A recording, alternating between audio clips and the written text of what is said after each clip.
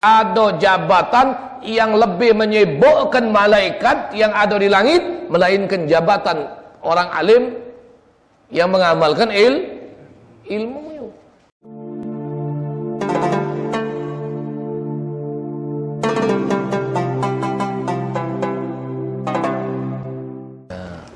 Senantiasa kata Rasulullah memohonkan ampun untuk alim segala yang ada di langit dan di bumi.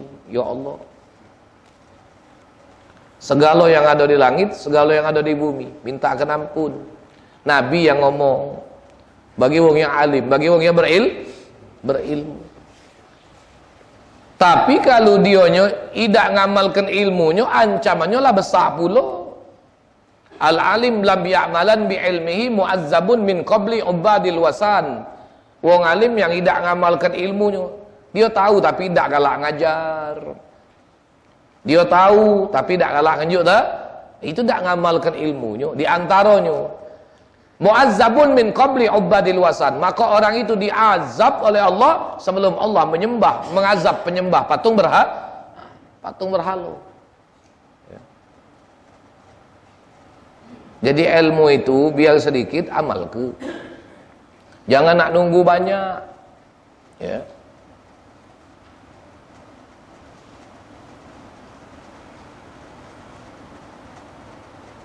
Summa qala al-Ghazali wa ayyu mansabin yazidu ala mansabi min tashtaghilu malaikatus samawati wal ardi bil istighfari lahu. Kemudian Imam Ghazali berkata, jabatan mana yang melebihi jabatan orang yang menyibukkan para malaikat di langit dan di bumi dengan memohon ampun untuknya, kecuali jabatan yang alim. Untuk orang dak katik maksudnya. Jadi mafhum muhalafah, pemahaman yang sebaliknya dari kalimat itu, tidak ada jabatan yang lebih menyibukkan malaikat yang ada di langit melainkan jabatan orang alim yang mengamalkan ilmu. Sampai malaikat sibuk yang ada di langit itu beristighfar, mintakan kalau lah sibuk berarti katik gawe lain lagi malaikat itulah gawenya. Ya. Sebenarnya malaikat itu sangat banyak dan gawe malaikat pun sangat banyak. Jadi jangan ditanya apa dia gawe malaikat, pikir apa dia gawe kita sudah. Kalau baik terus ke, kalau tak baik stop. Ya. Wa minha ayil wasayat tis'ah al-muhafazatu ala sunani karrawatibi wa nahwiha. Di antaranya, yakni termasuk 9 wasiat adalah menjaga sunnah-sunnah seperti salat-salat rawatib atau salat-salat sunnah yang mengiringi salat fardu dan lainnya. Okay. Jadi kalau dikatakan rawatib itu yang beriringan dengan salat fardu, itulah namanya rawatib. Kalau sebelum disebut qabliyah, kalau sesudah dinamakan ba'diyah. Tapi kalau dia tak katik pasangan, jangan disebut qabliyah. Seperti salat asar. Asar itu tidak katik ba'diyah. Jangan disebut usolli sunnatal asri qabliyatan atau usolli qabliyatal asri, jangan. Karena asar dah ada ba'diyah, cukup usolli sunnatal asri.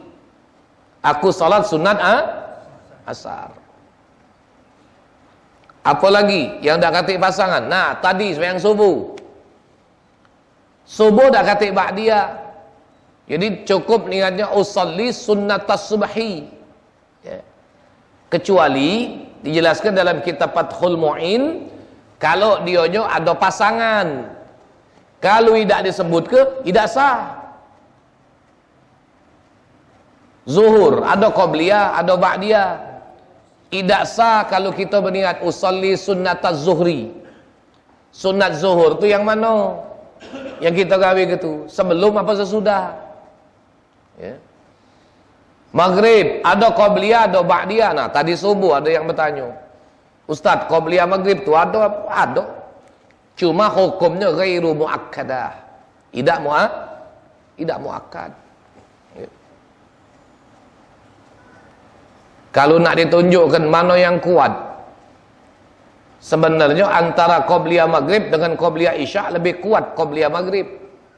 Kenapa? Dalil hadisnya ada walaupun ghairu muakkada.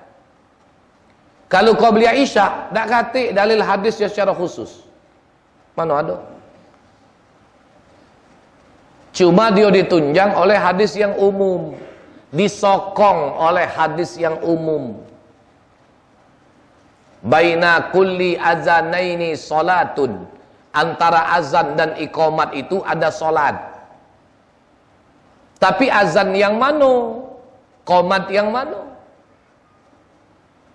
Maka itu Imam Nawawi mengatakan, wa hadzal hadis laisa dalilan 'ala ar-ratibati allati qabla al-isya. Hadis ini kata Imam Nawawi bukanlah menjadi dalil rawatib sebelum isya. Kenapa? Li umumi hadzal hadis, karena keumuman hadis ini. Makanya ada wong yang tak ngawikan qabliyah isya. Pernah tak kamu ketemu masjid habis azan langsung qomat isya? Selesai azan, muazzinnya langsung qomat, Allahu Akbar, Allahu Akbar.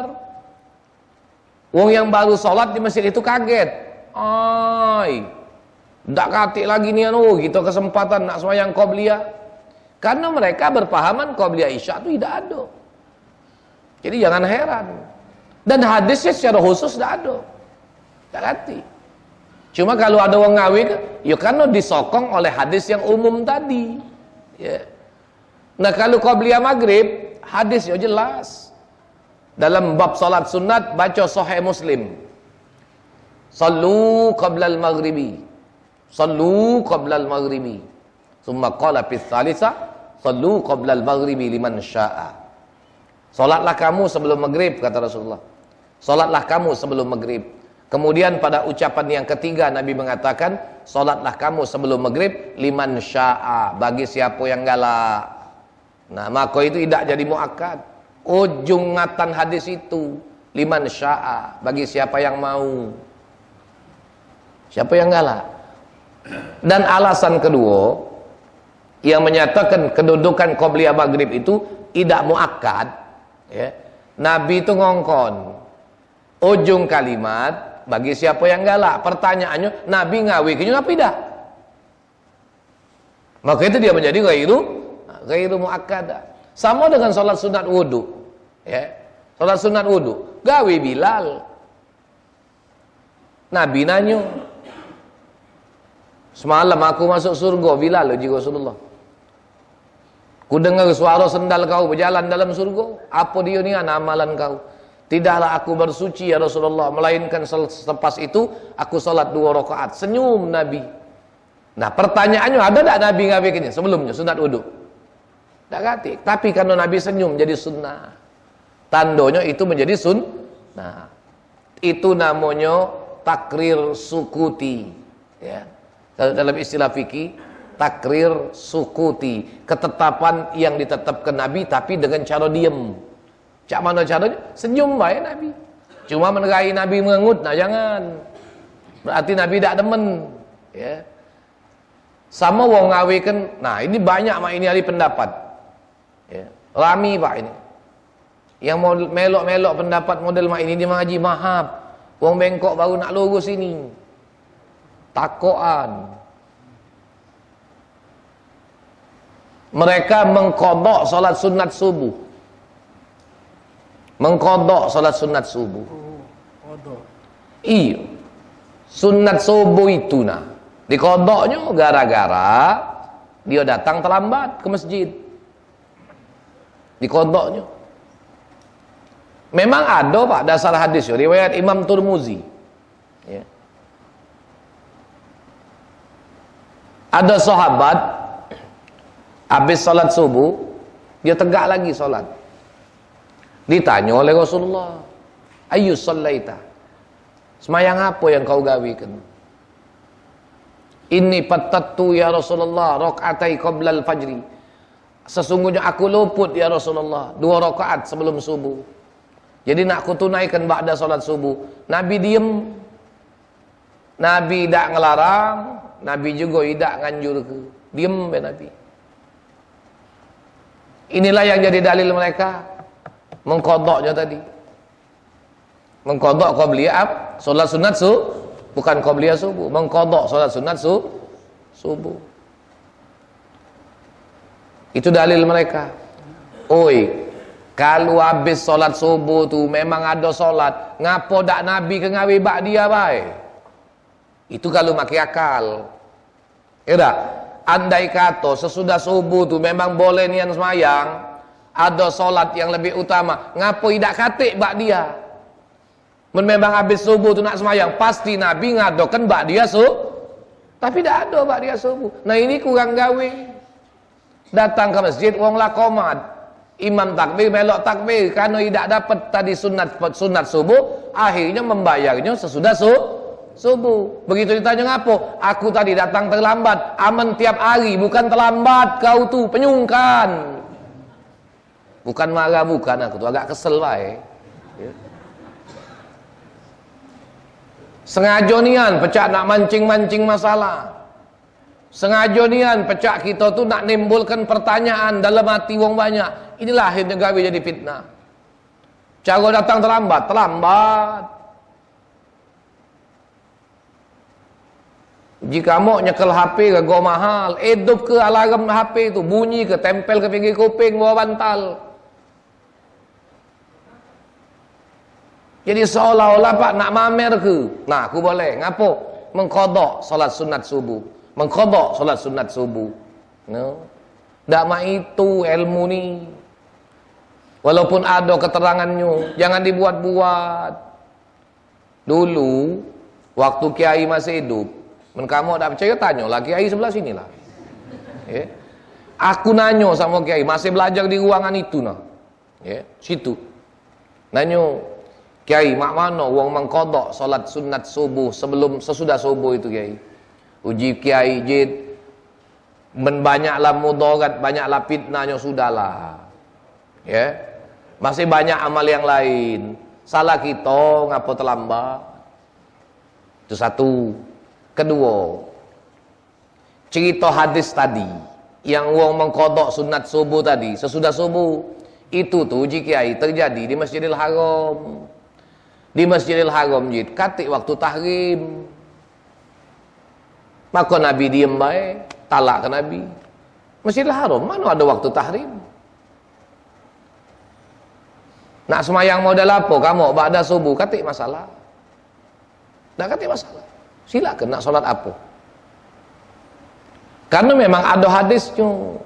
Ya Banu Hashim, la tamna'u ahadukum man tafa wa shalla bihazal bait fi ayyi waqtin tasha lailan aw naharon. Itu bunyi hadisnya. Hei Bani Hashim, kata Rasulullah, janganlah salah seorang dari kalian menghalangi, mencegah, melarang siapapun orang yang nak tawaf, orang yang nak solat di Baitullah ini pada waktu kapan saja yang mereka inginkan, terlepas waktu siang atau malam hari. Ini bunyi hadisnya. Ada hadisnya. Tapi kekhususan ini berlaku bagi tanah haram Mekah. Tanah haram Madinah tetap berlaku, tak boleh semayang habis subuh, habis asar. Maka itu sedih kadang-kadang anak dengan jamaah kalau anak omong ke, kamu ingat ya, ini Madinah. Kalau Allah takdirkan atau sengaja kamu nak pengen masuk raudhah ba'da subuh, masuk raudhah ba'da asar, katik semayang sunatnya. Kecuali kalau kamu cuma salat sunat tahiyatul masjid. Kenapa? Tanah haram Madinah tetap berlaku waktu tahrim. Sebab hadis tadi cuma menyatakan bihazal bait, di Ka'bah kata Nabi. Berarti bukan di Madinah. Jadi kalau masuk raudhah Ustaz ba'da asar apa? Duduk baik. Kalau kita memang dari luar masuk salat tahiyatul masjid, berdoalah, Fatihah kelak, siapa yang nitip minta doa berhajat. Ini habis sembahyang asar berebut masuk raudhah. Begitu masuk raudhah sembahyang sunat 2 rakaat, sembahyang sunat lagi tu. Oi, ribut askar itu. Haji la salat ba'da al-asr, la salat ba'da al-asr. Katik salat sesudah asar. Benar mereka. Ngapa Ustaz, kita ni di Madinah, mumpung di Gauda Ustaz, nak semayang, semayang. No, ini gagal paham ya namanya. Gagal paham. Kalau bahasa Arabnya Allah wal buyan. Beramal galak tapi tak tahu ilmu beramal. Jadi tanah haram Madinah tetap berlaku waktu tahrim ya. Kecuali tanah haram Mekah. Ya. Lah solat sunat yang tidak bersebab. Yang itu yang tidak boleh. Ya. Kalaupun dia bersebab, sebab mutaqaddim atau sebab mutaqarin, boleh habis asar. Yang tidak boleh itu solat sunat yang tidak bersebab. Apa itu? Yang solat sunat yang dia tidak bersebab atau dia bersebab tapi sebabnya mutaakhir, itu tidak boleh. Contoh, solat taubat tidak boleh sesudah asar. Solat hajat, istikharah tidak boleh sesudah asar. Termasuk juga solat sunat safar tidak boleh sesudah asar. Sudah subuh tak boleh juga. Ya. Maka itu kalau kita nak musafir ba'da subuh, solat sunat safarnya sebelum subuh. Karena dianya dihukumkan sebabnya sebab mutaakhir. Semayang dulu baru sebabnya terjadi. Ya tak? Solat dulu baru musafir kan? Nah itu namanya sebab mutaakhir, tidak boleh. Solat hajat, solat istikharah, kemudian solat apalagi namanya solat taubat itu tidak boleh ba'da asar. Ya. Kalau qada boleh, karena qada itu wajib.